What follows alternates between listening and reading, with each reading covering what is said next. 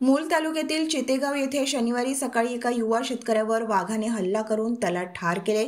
शेषराज पांडुरंग नागोशे वय 38 वर्षे असे मृत शेतकऱ्याचे नाव आहे। या घटनेने परिसरात भीतीचे वातावरण निर्माण झाले आहे। मिळालेल्या माहितीनुसार शेषराज हे त्यांच्या शेतातील भाजीपाला पिकाला पाणी देण्यासाठी गेले होते। उमा नदीच्या परिसरात असलेल्या त्यांच्या शेतात दबा धरून बसलेल्या वाघाने त्यांच्यावर अचानक हल्ला केला। यात त्यांचा जागीच मृत्यू झाला। या घटनेमुळे परिसरात एकच खळबळ उडाली आहे। चितेगाव परिसरात वाघाचा वावर वाढल्याने नागरिक भयभीत झाले आहेत।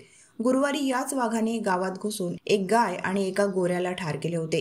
त्यानंतर लगेच दुसऱ्या दिवशीही प्राणघातक घटना घडली।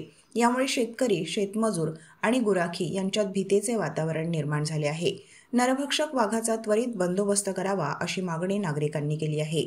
या घटनेची माहिती मिळताच वन विभागाचे अधिकारी आणि कर्मचारी घटनास्थळी दाखल झाले। त्यांनी पंचनामा केला असून पुढील तपास सुरू केला आहे। या घटनेमुळे नागोशे कुटुंबावर दुःखाचा डोंगर कोसळला आहे।